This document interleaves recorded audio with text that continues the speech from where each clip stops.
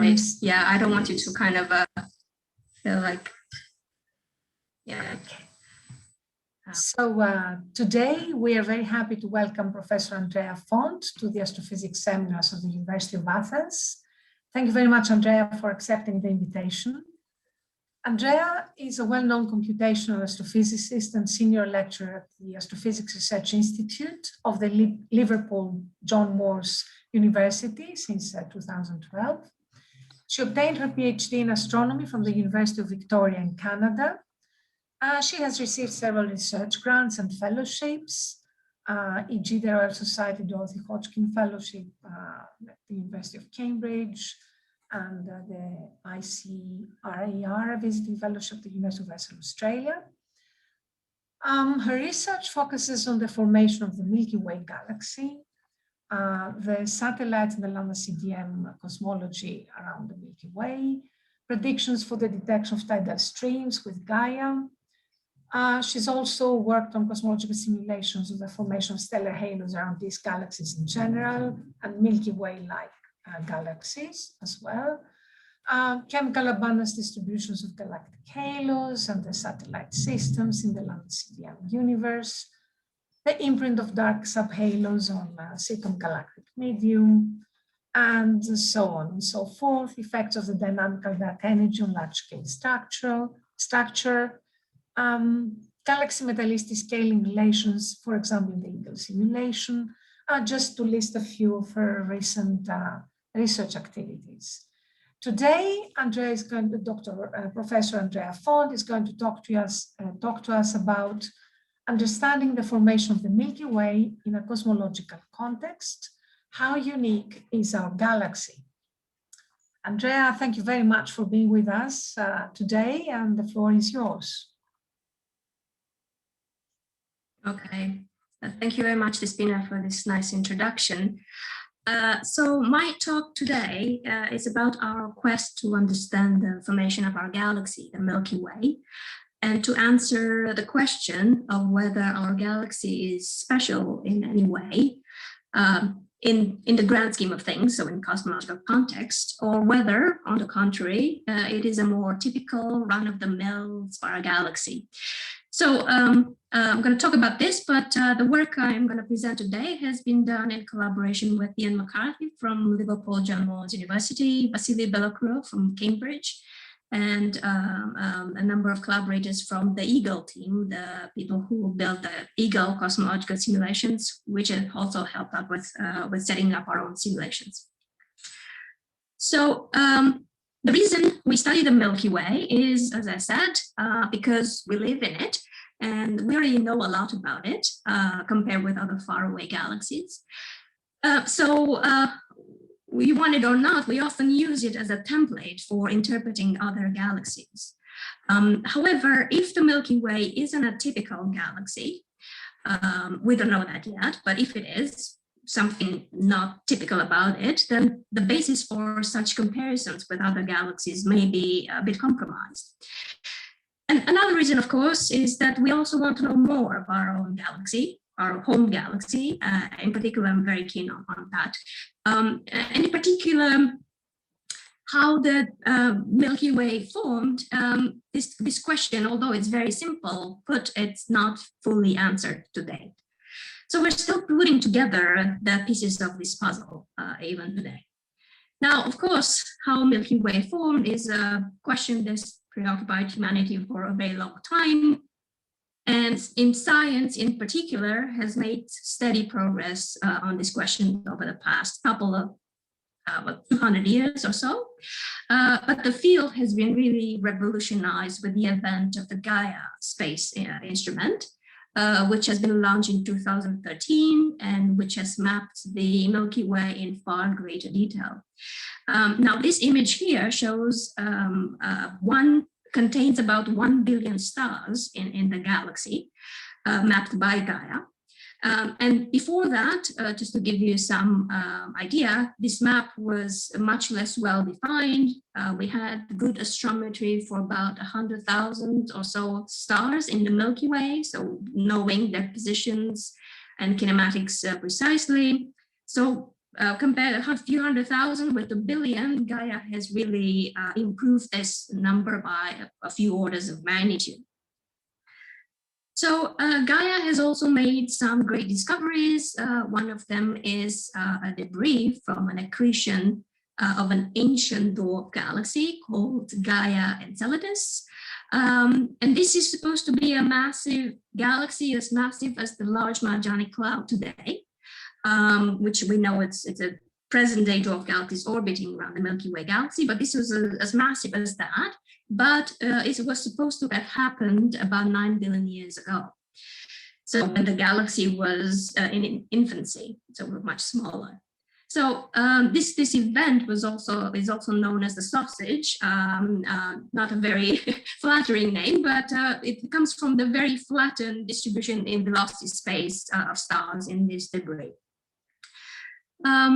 So this is just one of the many discoveries made by Gaia. There are many more discoveries, and of course, important contributions to these discoveries have been made by researchers at the University of Athens as well. Now, besides Gaia Enceladus, we know of several other merger events.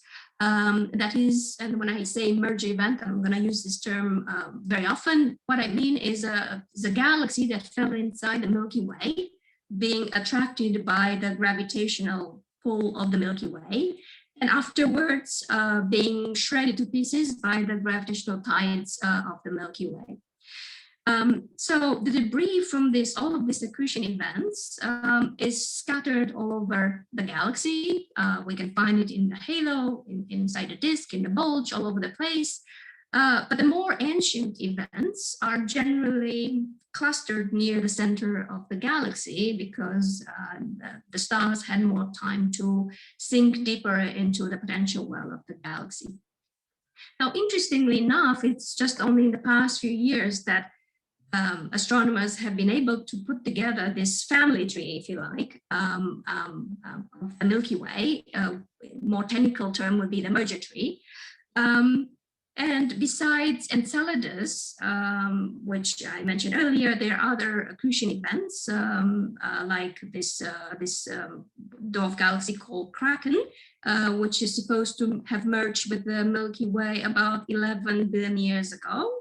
Now this on the right-hand side, you see the timeline, so the look-back time, and the thickness of this branch represents how much mass that dwarf galaxy contributes to the Milky Way. So the most massive Milky Way progenitor is this Gaia Enceladus, but then Kraken comes near it. There are also other minor merger events like this Sequoia event or the streams. And of course, Sagittarius, which is we call it a dwarf galaxy, but it is heavily disrupted and is near the center of the galaxy. And we can see it in like the accretion process in the making today.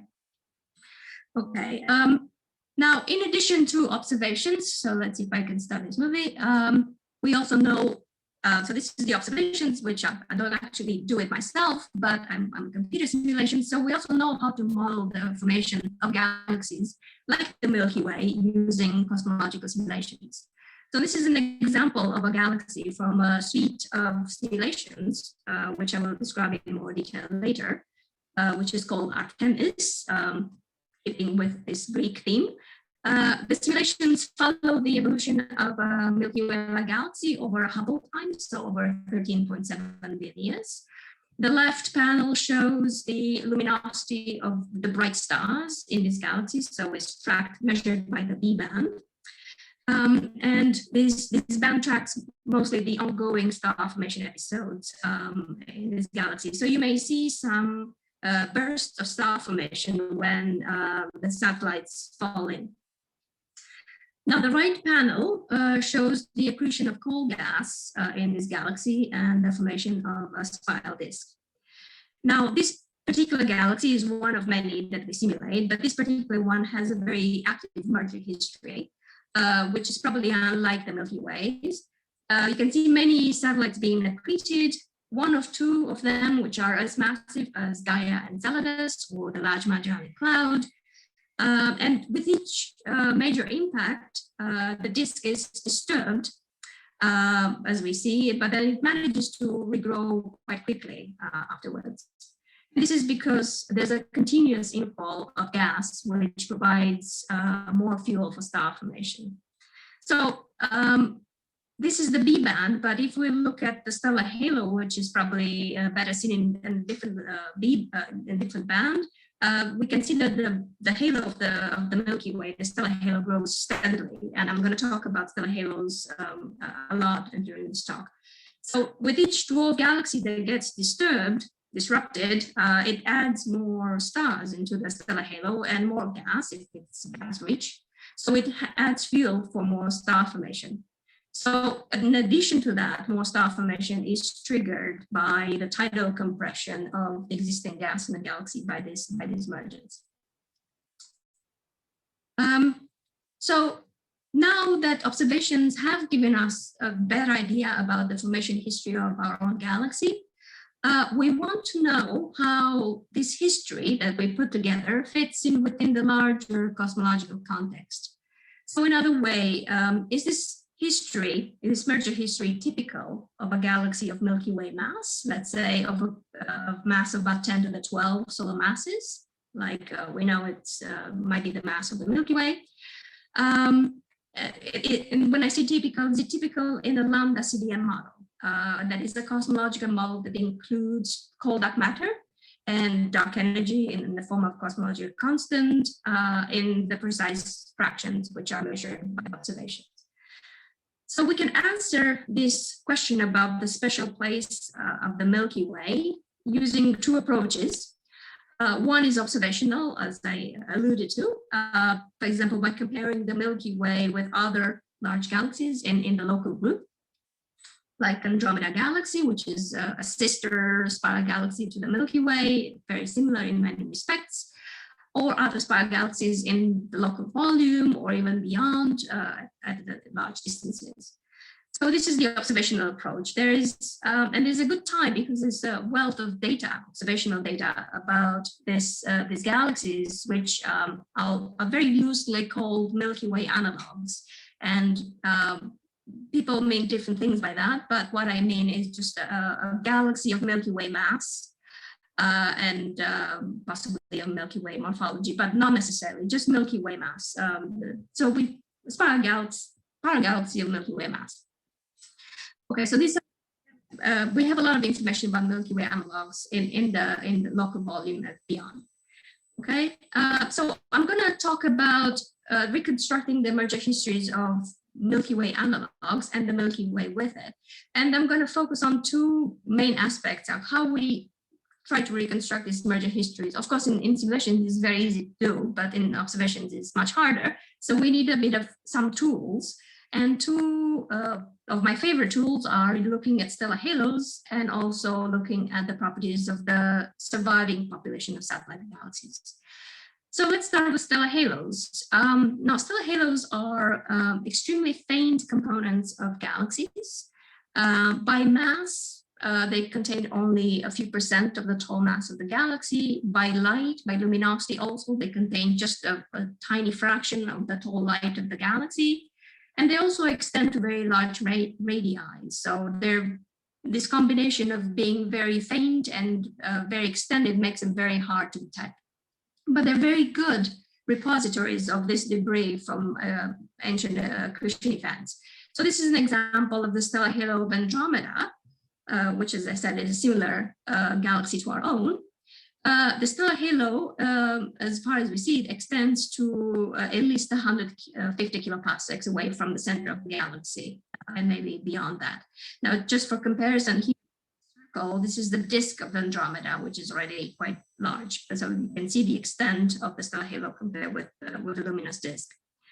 Now, Andromeda gives a great opportunity to observe an entire stellar halo from an external viewpoint. So I'm often referring to Andromeda to actually talk about the Milky Way, because this kind of study is not possible with the Milky Way because we are in it, right? So Andromeda gives us this opportunity to see a full stellar halo.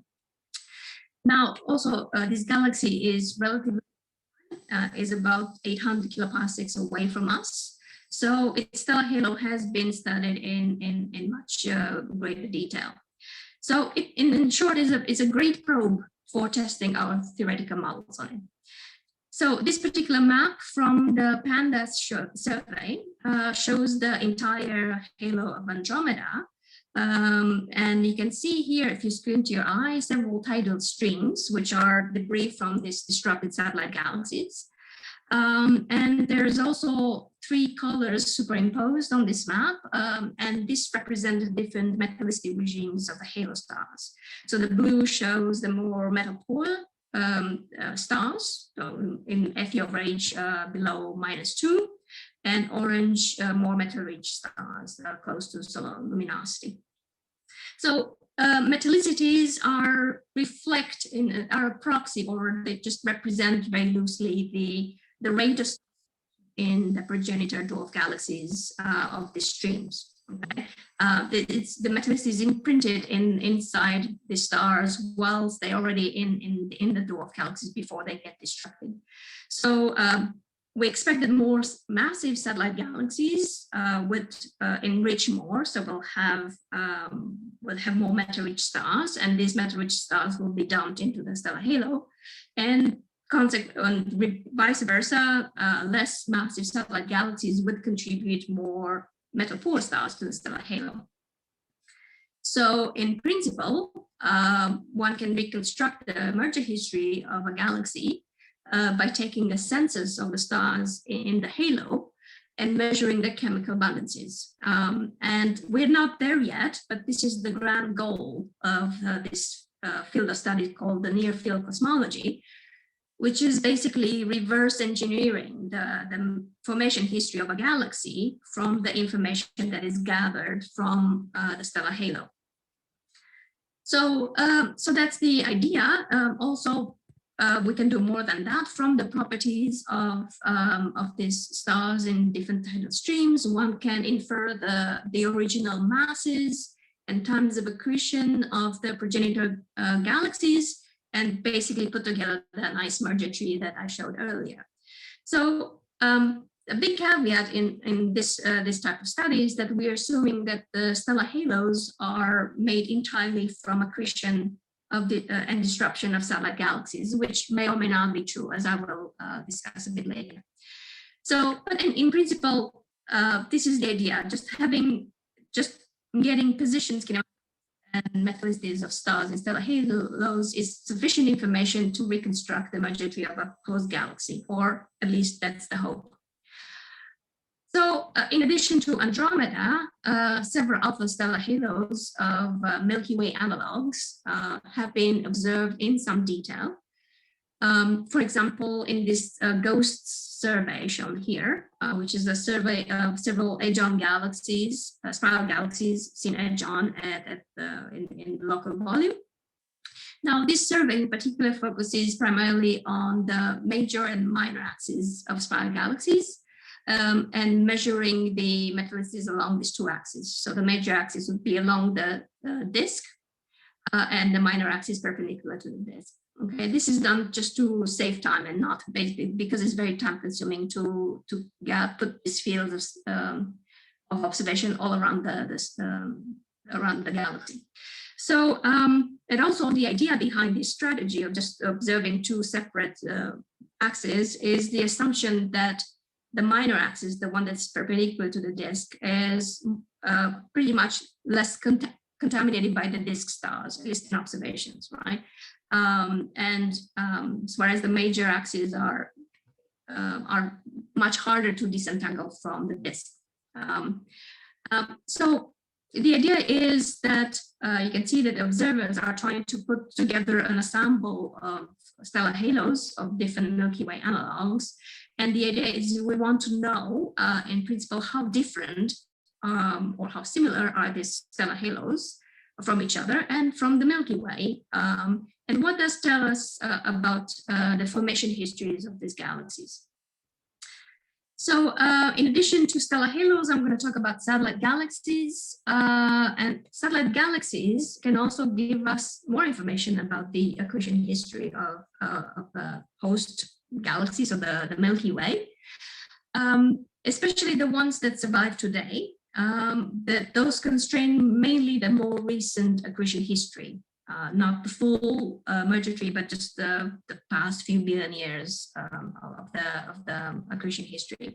So in a sense, it's a complementary approach to what of using just stellar halos, which probe more the ancient history of the galaxy.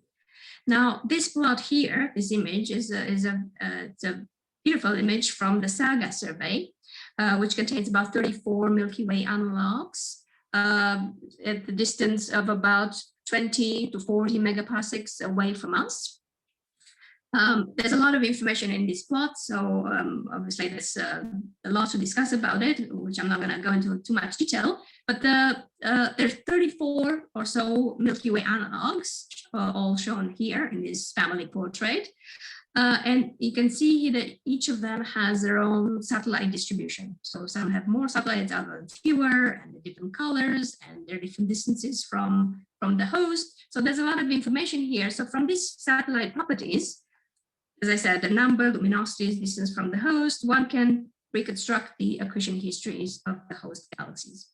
So, or at least the more recent part of that accretion history. So as you can see, having a lot of Milky Way analogues allows one to build a statistical sample. And so rather than focusing a lot of effort on the Milky Way itself, which is a good effort, an alternative approach is to kind of build a statistical sample of Milky Way analogues and answer that way how typical is the Milky Way in the cosmological context, and if Milky Way is not typical, what is a typical galaxy of this Milky Way mass in the cosmological context? Now, the same approach can be done with cosmological simulations, and I will argue that this is probably a little bit more safer approach, at least in terms of testing theoretical models of galaxy formation, because cosmological simulations are not affected by various selection effects that observations have, right? So the drawback is, of course, they're very computationally expensive, and we need to understand the physics very well. But there's an alternative approach which we have taken. Now, the good news is that simulations now routinely form very realistic Milky Way type galaxies in Lambda CDM models. That means galaxies that kind of look like the Milky Way, and at present time they have the right properties. So that's a good news. That means we are in the safe context of studying the Milky Way and other galaxies like it. So in particular, our group, we have built a new suite of simulations called Artemis, as I mentioned earlier, which includes about 45 Milky Way analogues or galaxies of Milky Way mass, and one of which is the one I showed in the movie earlier. And each of these galaxies have their own merger history. The total masses of this Milky Way analogues are of the order of 10 to the 12 solar masses, give or take a factor of 2. Now, you might ask why this mass range. First of all, it's not a big mass range, it centers around the Milky Way, but it is a factor of 2. And the reason we chosen that is because for a very long time, we didn't know exactly what the mass of the Milky Way was. And various values have been reported in the literature for the mass of the Milky Way. Nowadays, of course, with Gaia, we know the mass of the Milky Way much more precisely to be around 10 to 12 solar masses. So, as I said, these are high resolution zoomed in simulations. So taking these galaxies from a larger volume and resimulating at much higher resolution. The final particle resolution is about 10 to the 4 solar masses per gas and star particle. And for people who in the audience who also do simulations, adding more detail, the simulations have been run with the same code that was used to run the Eagle simulations, with some small changes to the physical descriptions. But it's the same code, includes very realistic prescriptions for star formation, supernova feedback, chemical evolution, AGN, black hole growth, and so on. This image here shows all our simulated galaxies at redshift 0, so all 45 of them, both phase on and edge on. So it's a busy plot, but the thing to take is that we have lots of galaxies that we have simulated, each of them over Hubble time. We wanted to have, excuse me, a large sample of Milky Way systems. First, because as I just showed you, there's now many Milky Way analogues in observations to compare to. But also we know from before that Milky Way-like galaxies can form in a variety of ways with different formation histories, different pathways. And we didn't want to kind of restrict the formation history to be very quiescent or any other. So we just wanted to see what we get. And of course, we wanted to capture the diversity of merger histories for a Milky Way mass galaxy. So in short, we did not impose any additional restrictions other than the mass, the total mass of the galaxy. We did not impose any restrictions in terms of accretion histories. So this sample here includes both very quiescent galaxies and galaxies which have very active merger histories. Excuse me. So in any case, the majority of galaxies that we simulated still end up as these galaxies today in a rough proportion as it's seen in the real universe. About 70% of them have nice full-fledged disks. So this also confirms to us that galaxies like the Milky Way can form even with some major accretion events. And as I said earlier, when I showed the movie, this is because the galaxy disk is able to form or reform quite quickly after a big major event because there is a high fraction of cold gas present in the galaxy. So anyway, the takeaway point is that the diversity of simulated galaxies that we constructed, it allows us to study also the diversity of observed galaxies in the real universe. So just a few plots for sanity checks of the simulations. Artemis matches very well a series of global relations of galaxies. I will describe that in a minute, but first, this halo mass, stellar mass relation, this is matched by construction. So we actually tested the simulations to tweak the simulations to actually match this relation. We calibrated, as we call it. So for that, we also recalibrated the supernova feedback. It was already calibrated for the Eagle code, but with increased resolution, we had to recalibrate it to get the stellar masses in a better agreement with the observations. And in fact, we improved the match to the observed relation as shown here in this plot. So this is the halo mass versus stellar mass of galaxies. The blue circles are galaxies from the Eagle simulation, and the purple symbols are these Milky Way mass galaxies from Artemis. And the two lines are showing fits from the observational data.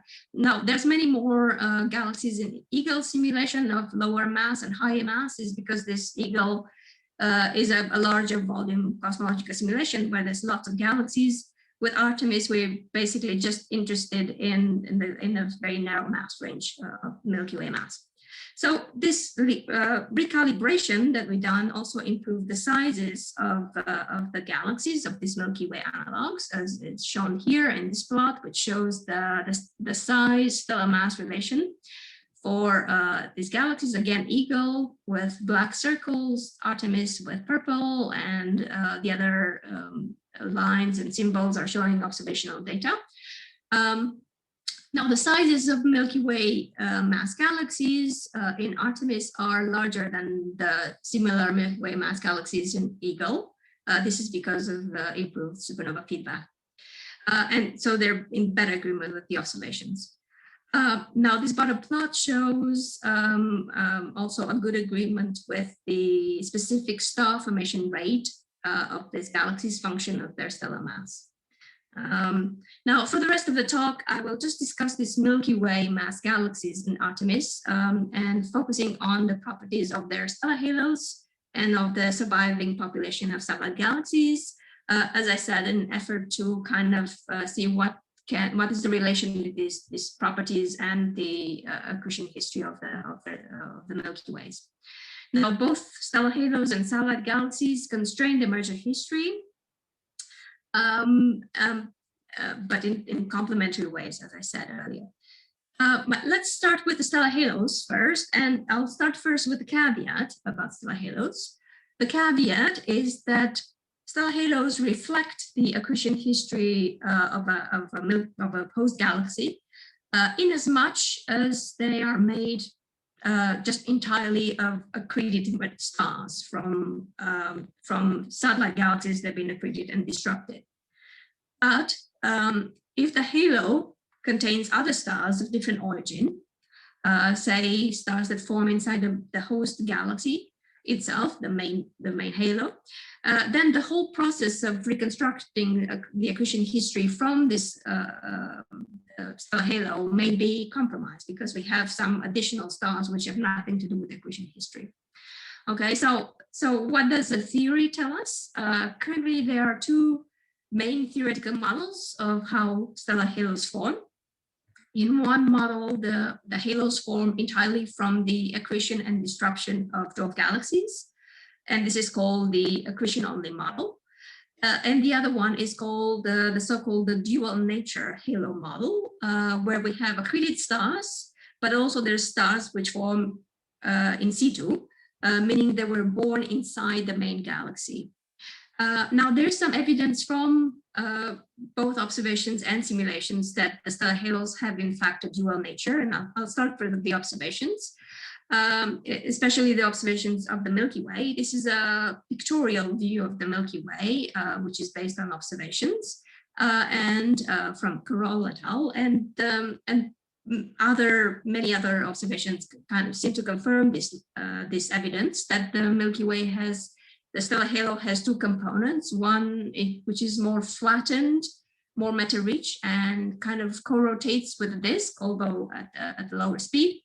And this looks very much like the disk, so it has more like an in situ origin, whereas the other component is more spread out, more spherical, doesn't have a lot of rotation, and hints to be of an accreted origin. So that's the observations the Milky Way suggest. Hydrodynamical observations like the one we constructed with Artemis also obtain in situ halos quite naturally.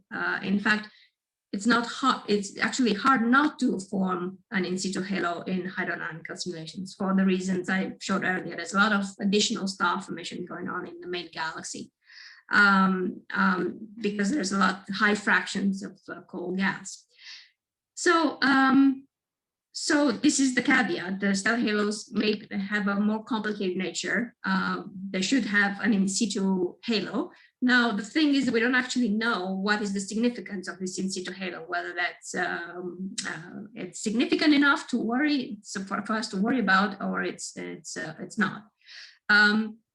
Now, there are several ways in which halo stars can form in situ inside the main body of the galaxy. They can be born originally, for example, in the galaxy disk, and then they just get ejected into the halo by interaction with dwarf galaxies falling in with satellites, or they could form from the gas that is stripped from satellite galaxies whilst these are falling into the Milky Way. So the star formation inside the main body of the galaxy.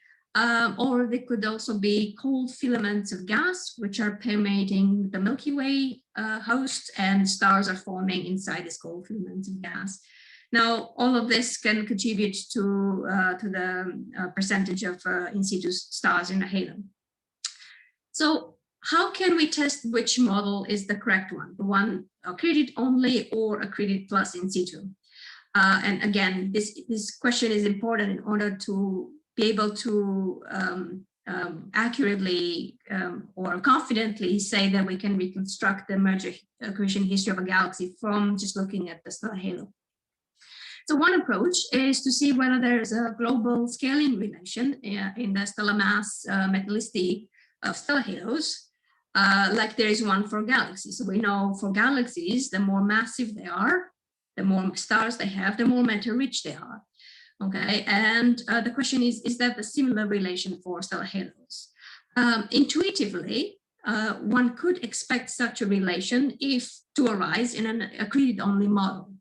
So, for example, you have a bunch of progenitor dwarf galaxies, which each of them follows a stellar mass metallicity relation. You dump them into the halo, you would form a stellar halo which follows this stellar mass metallicity relation. Okay, so that's kind of a prediction of an accreted-only model. And in fact, observations actually show that such a relation exists. So in this plot here, the black full symbols are showing measurements of metallicities of stellar halos of galaxies in this GHOST survey. And then there's a Milky Way measurement and then Andromeda measurement. So you can see here there's an indication that there's a relation between the more massive a stellar halo is, the more matter-rich it is. However, the thing is more complicated because our simulated halos in Artemis also follow this trend. So these are shown here with these empty symbols. We actually know that the galaxies in Artemis have a high fraction of in situ stars. So there's a lot of in situ stars in the stellar halos. And how come do they actually follow the same trend as the observed galaxies? So this can only mean that this relation holds also for stellar halos with a dual nature, not just for an accreted-only model. So in fact, this is not very surprising in hindsight, if you like. If you look at where the origin of these in situ stars, the origin is, they form inside the disk of the Milky Way, and the disk of the Milky Way, the stars in there, they follow this global relation of stellar mass metallicity, right? Because most of the stars in the Milky Way are in a disk. So if you kick out the stars into the halo, you would also find that they follow disobey the stellar mass metallicity relation. So this is the caveat. Actually, we found out that well, the simulated stellar halos with high fraction of in situ stars also follow this relation. So this assumption that we can that the stellar halos are just accreted, it does not hold, right? So we make the prediction that a lot of stellar halos in real universe, including Milky Way, Andromeda, and other ones, should have some fraction of in situ stars in their halos. Okay. So what about the Milky Way itself? Well, the Milky Way stellar halo appears to be within the range of simulated halos, right? So compare these empty symbols with this orange one. It's not inconceivable that we can form a Milky Way halo, although it seems to be on the more metaphor side, okay? And this suggests that the Milky Way may not be quite typical. And I'm going to come back into this in a minute, different lines of evidence that showing that Milky Way is within the range, but a little bit odd.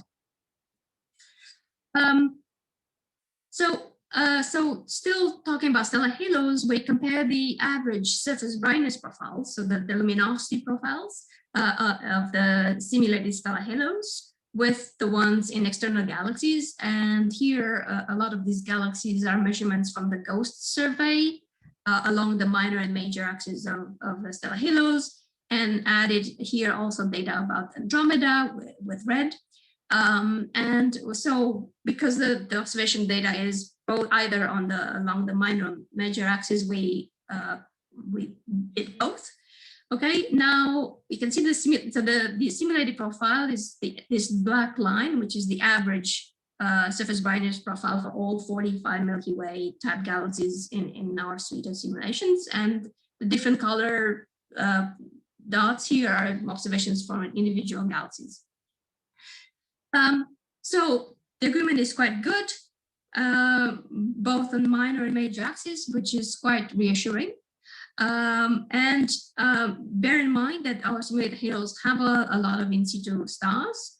And this suggests that the real galaxies in the real universe should also have a good portion of in situ halo stars, because otherwise the disagreement would not be so good as it is.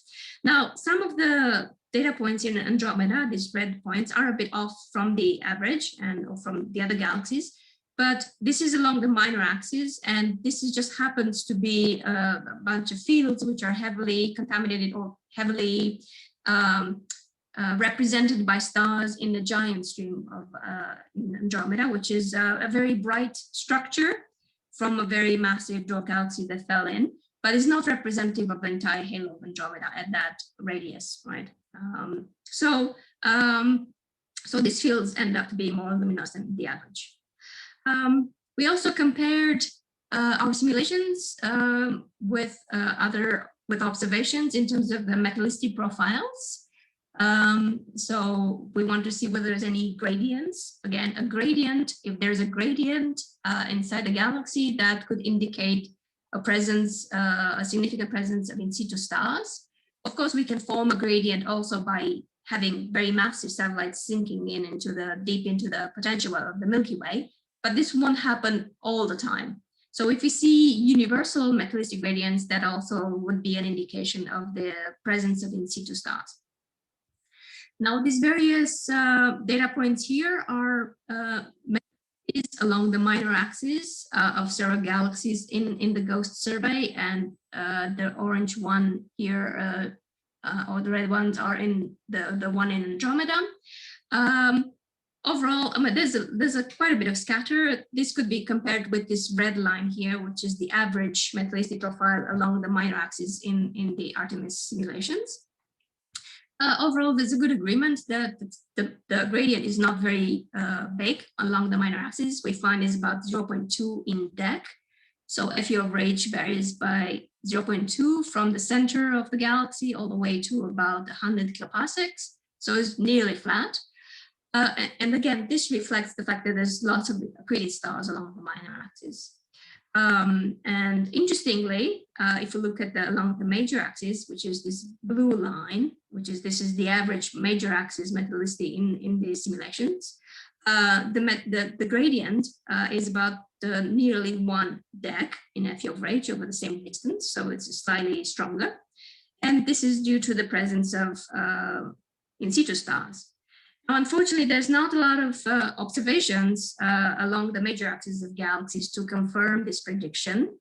Again, because there's this concern about contamination with these stars in observations. But it's something to do for the future in observations to improve. Now, this dichotomy in metallicity in terms of stellar halos that is predicted by Lambda CDM models is also shown in here in this figure, which shows the metallicity gradients for the again, the black line is an average of all 45 Milky Ways in Artemis, and the blue line shows the average of all in situ stars, and the red line the average of all accreted stars in the simulations. So you can see that if you look at the in situ and accreted stars separately, they're quite different, and in the sense that in situ stars are more matter-rich than accreted stars at the same distance. So our simulations, which are hydrodynamical in nature, show that in situ stars are located preferentially along the major axis. So again, if I switch this back, so remember this blue line here is the in situ stars. If I go back, this would be the blue line corresponds to major axis. And this red line corresponds to accreted stars, and this red line here corresponds to minor axis. So you can see a similarity between and a preference for in situ stars to be co-located with the major axis, with the axis of the disk, and accreted stars to be preferential along the minor axis, but basically anywhere else in the halo, not in the plane of the disk. So, so our prediction is that observations should look at, so the in situ stars should be preferentially located along the major axis. So the observations, at least in the future, they should target more the major axis to test this prediction. And it would be very useful even if they find or they don't find this in situ stars, because that would help us to refine the cosmological models, the physics inside these models, physics of star formation. Now, with regards to satellite galaxies, which is the second part of my talk, and I said the satellite galaxies also constrain the merger history of galaxies. There's two main questions. One is, can cosmological simulations such as this match the full diversity of satellite populations in Milky Way analogues, the one I showed you in the saga plot? And in particular, we can look at in the luminosity functions of the satellites and look at the scatter. There were some previous studies which suggested that the scatter that is seen in the observations might be actually too large for to be accommodated within the Lambda CDM. There's also some claims that the radial distribution of satellites that is observed in these Milky Way analogues does not really fit very well with the predicted radial distribution of satellites in Lambda CDM. For once, the Milky Way, Milky Way has satellites which seem to be much more centrally concentrated than the typical galaxy in the Lambda CDM. And also we see the opposite effect in the saga survey, that the satellites of these Milky Way analogues seem to be too sparsely located, distributed compared with the predictions of the Lambda CDM. So is there a tension with the theory in terms of luminosity functions and radial distributions? So the second question gets more to the main motivation of our study, and again comes to this underlying assumption that the satellites can act as proxies for the formation history of a galaxy. So is this assumption true? Can we actually use satellite galaxies as we see them around us today to actually tell us something about the formation history of the Milky Way? And with simulations, we can actually see how well these two things correlate.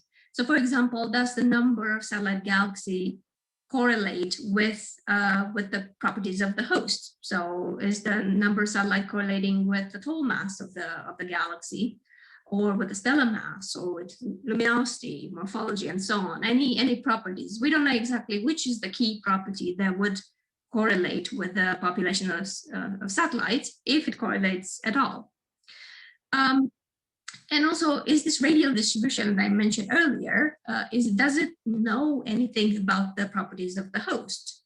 I mean, some people might want it to be the case, but if it doesn't, if the radial satellites doesn't know anything about the host galaxy, or doesn't respond very well to the main properties of the host, then one cannot use the radial distributions to learn anything about the host galaxy. So I'm going to briefly discuss the properties of simulated satellite galaxies in Artemis and show some comparisons with the observations. So this figure here shows the satellite luminosity functions of all 45 Milky Way mass systems in Artemis, shown with gray line, in comparison with the luminosity functions of satellites in the Milky Way with purple, and Andromeda with this light blue. And one thing to bear in mind is that our simulations only probe the classical regime of satellite galaxies, so V-band magnitude greater than -8 roughly. This is because we have some limited resolution. We cannot definitely probe the ultra-faint dwarf regime. But, so we just restrict our comparison to the classical regime of satellites. But you can see here that our simulations bracket very nicely the two sets of observations, Milky Way and Andromeda. Okay, now there's a lot of scatter, which is very interesting because our range of Milky Way masses has been quite narrow around the Milky Way, about 10 to the 12, so masses give or take a factor of 2. But the scatter in the luminosity functions, the scatter in the number of satellites is much larger than that. Okay, so this is an interesting thing, and that addresses one of the questions that were raised earlier from observations, which seem to indicate that the scatter in the luminosity functions of satellites may be too large to be accommodated in the Lambda CDM. But this is not what we find. In particular, I'll talk about this later, but in particular, the Milky Way seems to be very well within the range of predicted luminosity functions by Lambda CDM.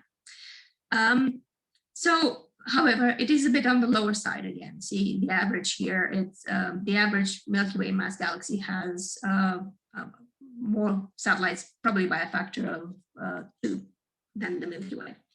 So again, kind of builds up the case that the Milky Way is within the range, but slightly a bit atypical. I wouldn't say not typical, but not typical, if you see what I mean.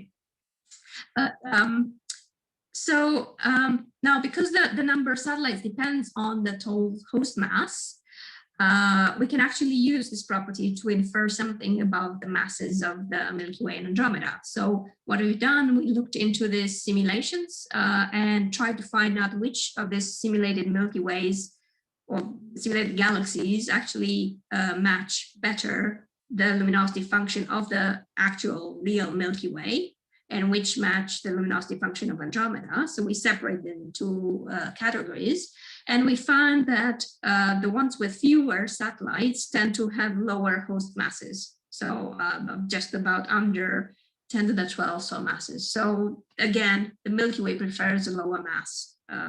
That this mass includes also the dark matter, of course. Right, so I mentioned already the abundances of satellites, this number and SAT, which depends on the total mass of the galaxy, which includes dark matter. It also, actually, this is the strongest correlation with the host galaxy property. So if you look between a correlation and number of satellites and any host properties, the strongest correlation we can get is with the total mass. Okay, now, unfortunately, the total mass cannot be easily measured in observations. So what observations more readily measure is either the stellar mass or by proxy, this K-band magnitude, which is a good proxy for stellar mass. The correlation is also good in that respect. So if you plot the number of satellites of all these Milky Way analogues versus the K-band magnitude, you can see a good correlation. The Spearman correlation factor is about 0.6, so it's a good one, a good correlation.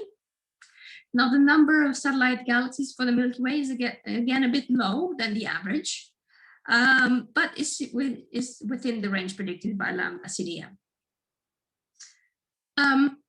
We also looked for extended our comparison with Milky Way analogues outside the local group, so outside Andromeda, and we collected all this data from for Milky Way analogues in the local volume.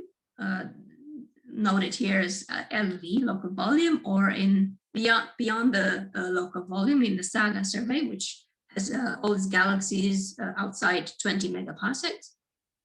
Now, these histograms here show the distribution of this Milky Way analogues versus their K-band magnitude. So compared with their stellar mass, right, or K-band.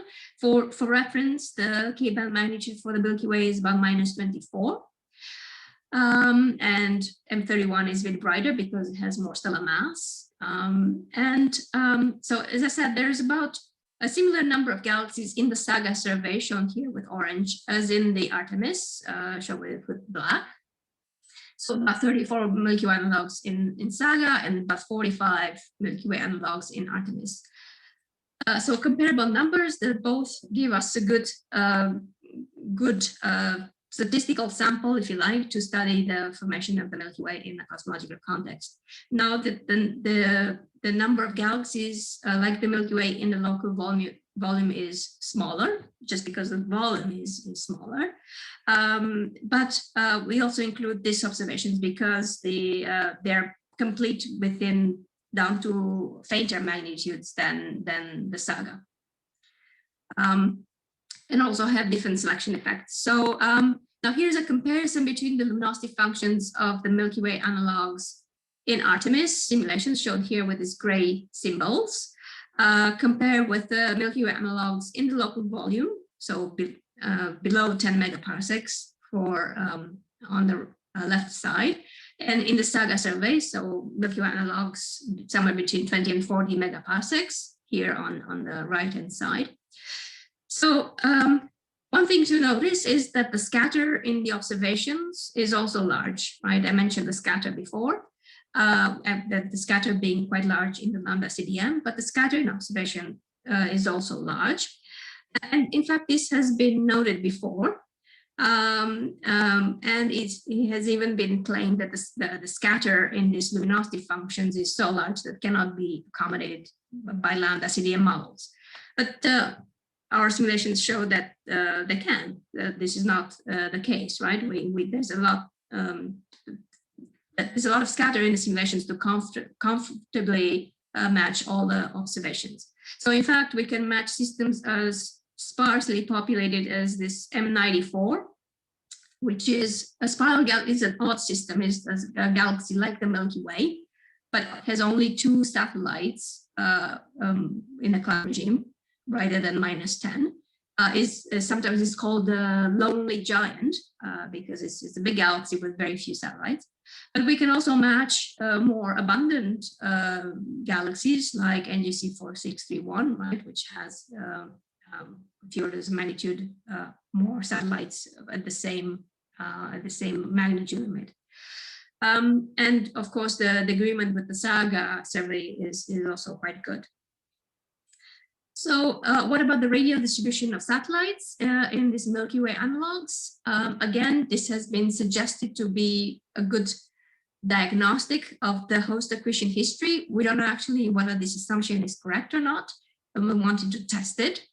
So the Milky Way itself has quite an odd radial distribution of satellites. So if you look here at this purple line, and you can see that about 80% of the satellites of the Milky Way are concentrated within 150 kiloparsecs.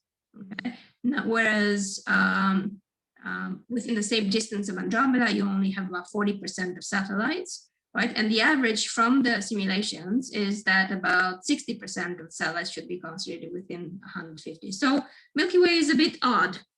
There have been claims before that Lambda CDM cannot be matching this distribution of satellites in the Milky Way. So other models before have failed matching it. Now we find in our sample a few galaxies which can match the Milky Way. It's not very easy, but it's not something completely impossible. So what could be the case? For one, we have a much larger sample of Milky Way analogues. So we increase the chances of matching the Milky Way distribution. It's also possible that previous models probably did not include all the sources of scatter in the satellite properties in determining their stellar luminosities and such. In any case, we match the Milky Way. We also match very well the radial distribution of Andromeda galaxy. So both of them are explained within the Lambda CDM. Now, one follow this question about the oddness of the radial distribution of satellites in the Milky Way. One can ask whether it has something to do with the properties of the host. So could it be that the satellites are more concentrated radially because the dark matter of the Milky Way is more highly concentrated? So somehow the distributions know something about the host. This plot here on this side actually may suggest that this may be the case, that the satellites somehow know about the concentration of the dark matter halo. So this is showing the concentration of satellites and the concentration of the dark matter halo on the horizontal axis. And for both of these distributions, we fitted NFW profiles. And this is basically just a correlation between the two concentrations, right? If there's no correlation, this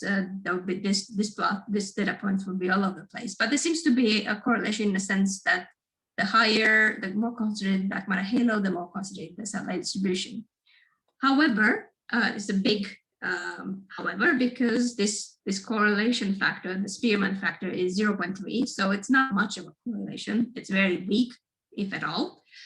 So one cannot actually reach too much in this into this result.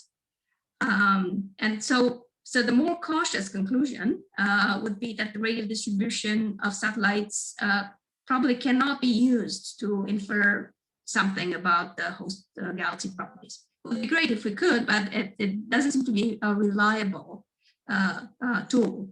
So this is because there's simply too much stochasticity in the orbits of the satellite galaxies. They're basically quite random, and this stochasticity gets in the way of recovering the properties of the host.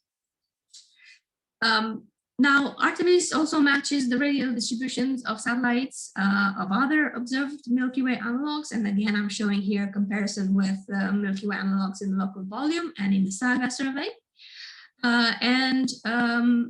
These heat maps here, these gray pixelized distributions, are basically an average of the radial distribution of satellites in all 45 Milky Way simulations in Artemis. These two plots, these two figures are showing a comparison with observations when we apply the same selection effects. So as I mentioned, local volume survey has some selection effects right there. They go deeper in terms of magnitude. They also have a different spatial coverage of the satellites than SAGA. So we did actually put a lot of effort into mimicking the correct selection effects of these two surveys. And this is actually quite important when actually comparing simulations with observations, we find. So I think that this is a good agreement. It wouldn't be a very good agreement if you wouldn't take into effect all the selection effects. And probably that's the reason why previous studies came up with all these tensions between simulations and observations. They didn't actually take into account all the wrinkles of the observational effects. So the takeaway message is that the Lambda CDM models can reproduce the entire diversity of satellite populations in Milky Way analogues, including, of course, the Milky Way. And of course, as I showed earlier, it can also reproduce the diversity of stellar halos of Milky Way analogues. So this is reaching my conclusions here. So in conclusion, the Milky Way analogues in the Lambda CDM cosmology agree well with the Milky Way analogues that we see in observations. And we've done a lot of testing. We looked at the properties of the stellar halos. We looked at the surface brightness profiles, metallicity gradients, and so forth. We looked at the properties of the satellite distributions, luminosity functions, radial distributions, and so on. And they all seem to be agreeing with the observations. So there's no between models and observations. And coming back to the original question, how about the Milky Way? Can we actually have we learned anything in this process about our own galaxy? Well, the Milky Way properties seem to be within the range of properties predicted by Lambda CDM models. So there's nothing too complicated to find a galaxy that looks like the Milky Way. However, Milky Way is not quite that typical galaxy for its mass. And that's interesting. There are some indications that in fact, it may have had a less active merger history than a typical galaxy for its mass. We know that because it has a very mellow stellar halo, so it probably has fewer merger events, but also a lower in situ halo fraction. It has fewer satellite galaxies orbiting around it today. And these are more highly concentrated, which coincides with what kind of confirms the idea that it has a lower mass. So can we actually further confirm, this is just a hypothesis, I haven't actually proven it, there's just some indication that the Milky Way might be a bit, have a more subdued merger history. Can we actually find further clues, or can we confirm or infirm this, this hypothesis with future observations? Well, I don't know very well, but maybe I would think the next probably understanding the formation of the disk of the Milky Way, possibly the dichotomy between the thin and thick disks and how these two components have formed. Maybe this would help in understanding, putting more constraints on the past merger history of the Milky Way. And finally, one may ask whether have we actually find all the merger events in the Milky Way. Gaia obviously has been tremendously helpful. Probably more surprises will come with the future releases, data releases of Gaia, hopefully. And also in the future, the Vera Rubin Observatory, which was also known as LSST, I think it would be ideal for the discovery of more merger events, particularly of ultra faint dwarf galaxies and faint tidal streams. So I'll stop here and I'll take your questions. Thank you very much, Andreea. Thank you. Thank you very much for a very interesting talk. Do we have any questions from the audience? And you could raise your hand if you want, or just speak up. Shall I start with a couple of questions? I don't see any other. I have one, yes. Yeah, sure. Okay, go ahead. I found particularly interesting the metallicity dependence that you show along the major and minor axes. And you mentioned that if we do not observe what the simulations predict, that you have this in situ star formation happening in preference along the major axis, then something we need to change in our simulations about the physics. So could you say a few more words about that? What do we need to change in particular in order to suppress perhaps the in situ well, formation? obviously we need to produce. Yes, that's a very good question. Yes, I should probably say that not all simulations, hydrodynamical simulations, agree on this fraction of in situ stars. So we tend to obtain more in situ stars than other simulations. And this is highly sensitive on the prescriptions for feedback and star formation and things like that.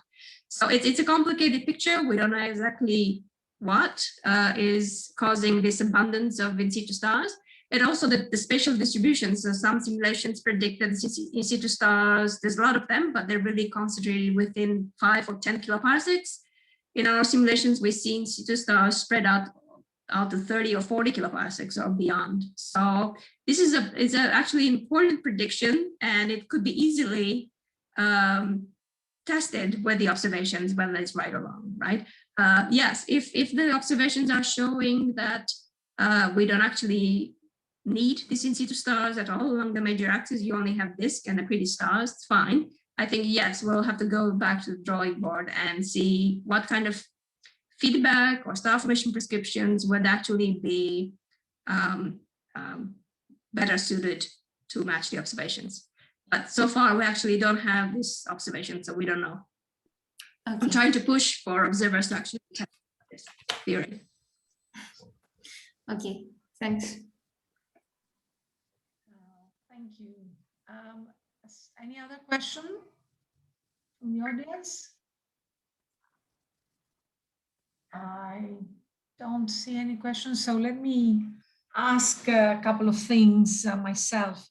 One thing is when you showed the picture, just a sketch of the disk of the galaxy rotating and the inner halo rotating the same sense, but with a much lower rotational velocity, you had a counter rotation of the outer halo. I mean, I guess it's only a sketch, of course, but was that intentional in the sense, the idea is that the accretion part may be counter rotating?